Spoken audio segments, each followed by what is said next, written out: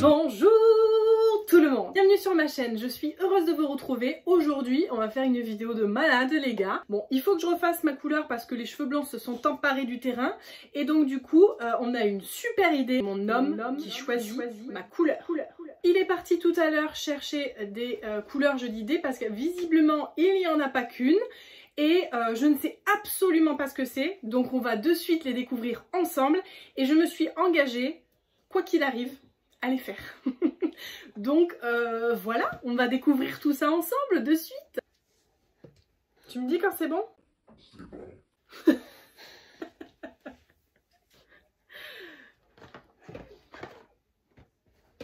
Ok, donc ça c'est du rouge intense. Non mais il faut que je vous explique parce que visiblement, il veut que je fasse un tie and dye. Donc il y a deux couleurs et je dois faire un tie and dye. Donc avec du rouge. Attends, parce qu'après il va me dire l'ordre aussi. Non, attends bébé, touche pas le... C'est une vidéo en famille, il y a tout le monde. Hein. Tout le monde est présent. Deuxième couleur. Tu me dis quand c'est bon? C'est okay. Bon.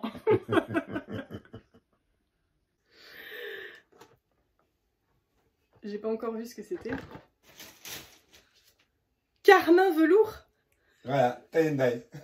Carmin, rouge vif. Mais c'est quoi carmin velours comme Voilà, c'est couleur? rouge foncé en fait. C'est du rouge? Rouge foncé. Ah, tu veux que je fasse un dégradé de rouge? Ouais, c'est ça. Bébé, je peux te reconnaître. T'as voulu que tu Non mais en fait c'est même plus pour recouvrir mes cheveux blancs là, c'est du relooking. Bon alors ça c'est fait, du coup il va falloir que je fasse un tie and dye, du moins un dégradé avec ces deux. Par contre il est où le... tu le veux où le rouge et où le carmin? Comme ça, tout pareil. Carmin ici Ouais. et donc le carmin velours 4.62 de chez Olia de chez Garnier et 6.60 rouge intense, toujours pareil Olia de chez Garnier.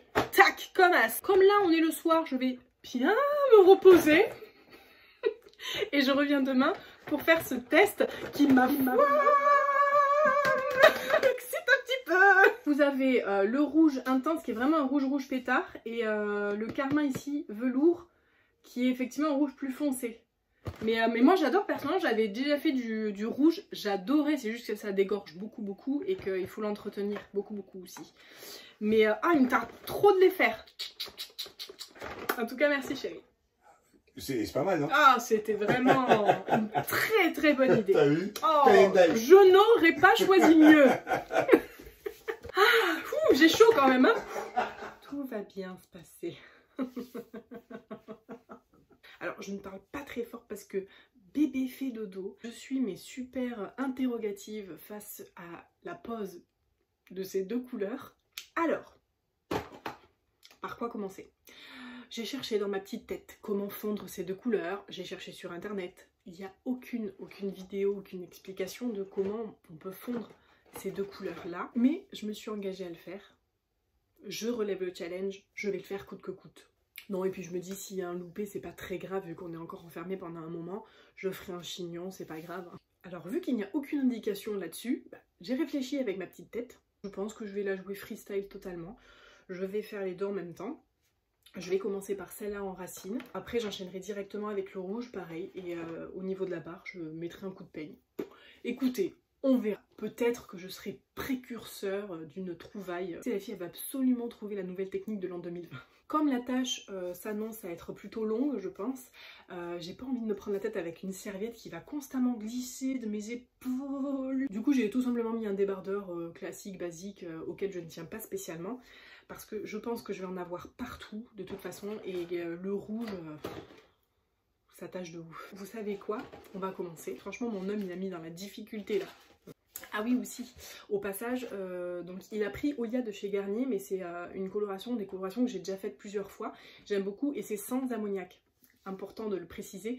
Je lui avais demandé de prendre du sans ammoniac parce que j'ai des cheveux quand même que je ne souhaite pas abîmer. Donc c'est très bien, j'étais rassurée quand j'ai vu la boîte parce que je connais et je sais que ce sont de bonnes colorations. Alors vous avez pour commencer numéro 1 la crème révélatrice avec la crème colorante en numéro 2.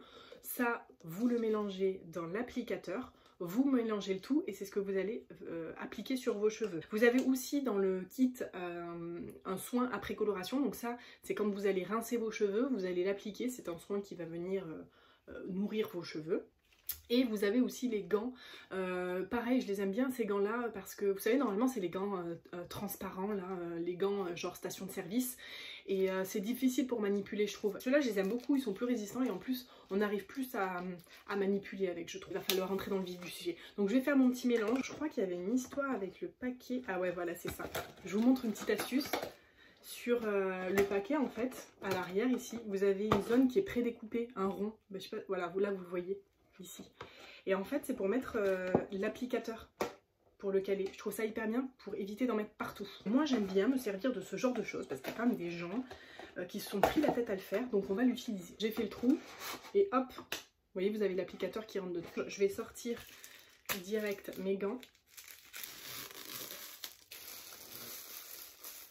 Donc vous voyez les gants, ce que je vous disais, ils sont plus serrés, ils sont plus proches des doigts. Voilà, donc les deux produits sont dans l'applicateur et là maintenant je viens secouer.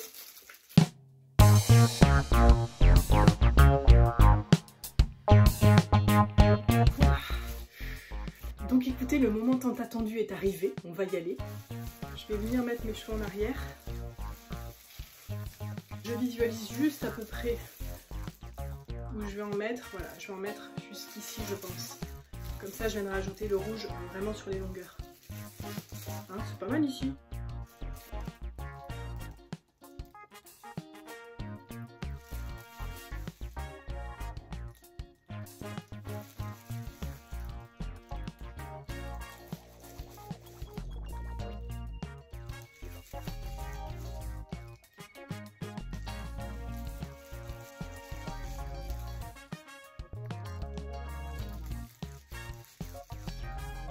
Je commence toujours par le devant, les bordures, là où j'ai bien mes cheveux blancs, comme ça au moins ça a le temps de bien agir. Parce que c'est quand même un petit peu ma priorité, hein, masquer mes cheveux blancs.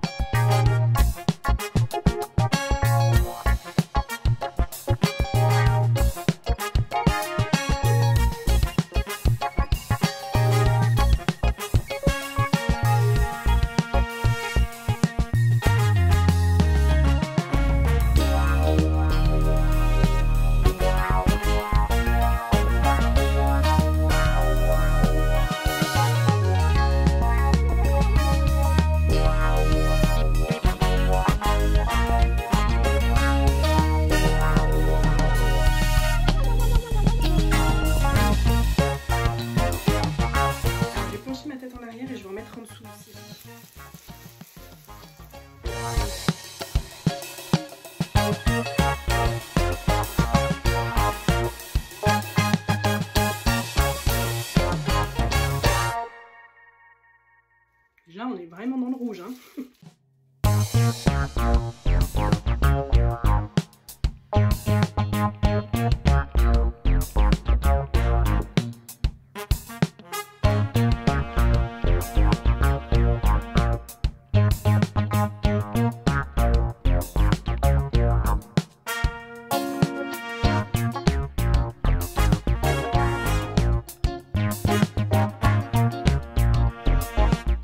L'étape numéro 1 étant faite, je vais vite mettre de l'huile de coco ici sur les bordures. Allez, on enchaîne de suite. On va ouvrir l'autre boîte. Donc c'est exactement pareil, vous avez les mêmes produits sauf que les nuances ne sont pas les mêmes. Alors en fait là c'est un peu la course contre la montre parce qu'il y a 30 minutes de pause pour la première couleur. Et sachant que si je rince mes cheveux, je suis obligée de tout rincer. Donc il faut vraiment qu'il y ait très peu de temps entre les deux. Donc là j'aimerais dans les 5 minutes qui suivent avoir fait le reste. Bon là ça va aller vite parce que c'est les longueurs et les pointes. Elle n'aurait pas pu préparer les deux couleurs? Non, parce que quand vous faites un mélange il faut l'appliquer de suite, il ne faut pas trop attendre. Donc là on passe au rouge intense. Bon là pareil je vais en appliquer pour commencer sur ma main. Hop.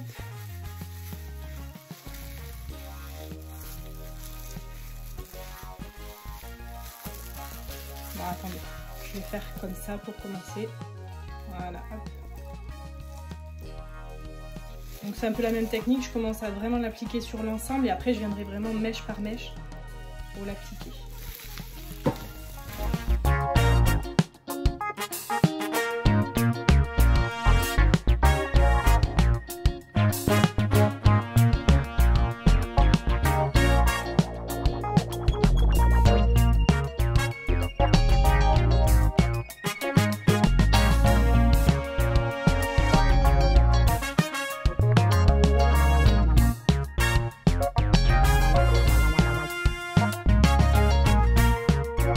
Voilà, donc là c'est bon, j'ai fini d'appliquer le rouge intense. Je vais laisser je pense une vingtaine de minutes, ensuite je vais me rincer et je reviendrai vers vous pour le résultat. Enfin, bon, me revoilà. Attention pour le verdict dans 3, 2, 1.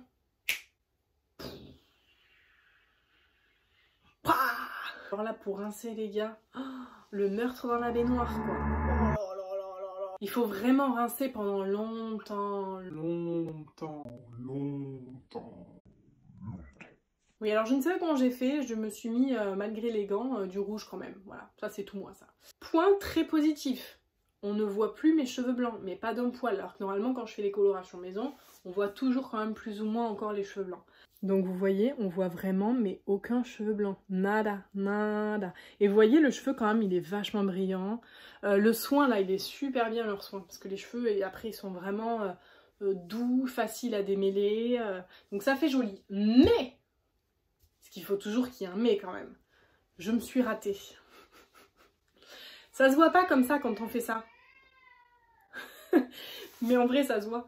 Je me suis ratée parce que, bon, j'ai ma petite théorie que je vais expliquer après. En fait, j'ai toute une zone qui est restée un peu marron, enfin, la couleur que j'avais avant, quoi.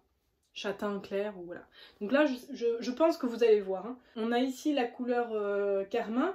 On a une partie ici où il y a, je sais pas, on dirait rien, ou en tout cas mon ancienne couleur. Et après, on a le rouge qui débute ici. Donc je suis trop dégoûtée parce que honnêtement les couleurs elles sont vraiment mais sublimes, elles sont trop belles. Enfin moi voilà, cette couleur je l'adore. Mais vous voyez le rouge intense, je trouve pas qu'il soit très intense, en tout cas sur moi. Je pense qu'il faut décolorer le cheveu si on veut vraiment avoir un rouge très vif. Point positif, point numéro 1, la couleur est sublime, la carmin velours là, je l'adore franchement, elle est sublime, elle est vraiment très jolie. Point positif numéro 2, les cheveux blancs sont camouflés. Ça c'est trop, je suis trop contente, j'ai l'impression d'avoir rajeuni et tout. Et point numéro 3, les cheveux sont pas du tout abîmés, soyeux, brillants. Regardez-moi ça quoi. Franchement, je pourrais faire une pub quoi. Et dans les points négatifs, malheureusement, c'est que ma couleur n'est pas bien appliquée quoi. Alors attendez que je vous expose ma théorie. Si vous vous souvenez bien, j'ai appliqué la couleur sur cheveux peignés en arrière. Et en fait, je pense que du coup, comme j'ai peigné en arrière, j'ai fait une application comme ça. Là, si vous regardez bien, enfin, moi je trouve que là, la couleur est bien posée. Vous me direz si c'est pas le cas. Et donc du coup, je pense que les cheveux qui sont normalement sur le dessus se sont retrouvés à l'intérieur. Ce qui fait que j'ai mal appliqué en fait à l'intérieur vraiment. Je vous montre de derrière comment ça fait. Voilà. Donc... trop dégoûtée. Peut-être que si je mets mes cheveux comme ça, tu vois, peut-être qu'on le voit moins. Si, on le voit quand même. Non mais après écoutez, je suis contente parce que ça change quand même et le changement ça fait toujours du bien et en ce moment on a besoin de bien. Alors avant de vous quitter, j'ai besoin de vous pour ma prochaine vidéo. Je souhaite faire une vidéo un petit peu particulière qui vous fera participer, mais pour ça j'ai vraiment besoin de vous. Il faut que vous mettiez en commentaire de cette vidéo des noms de look, peu importe. Alors ça peut être, je vous donne des exemples comme ça, mais ça peut être, je sais pas moi, années 50, comme ça peut être, je sais pas, patineuse artistique, disco, baba cool, je sais pas, peu importe. Vous pouvez en mettre un ou plusieurs, comme vous voulez. Moi je les prendrai en fait et je ferai un petit tirage au sort ensuite.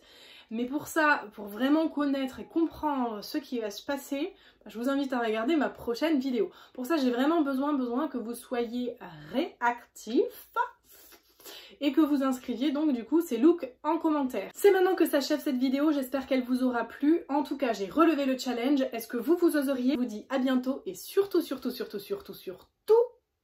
prenez soin de vous.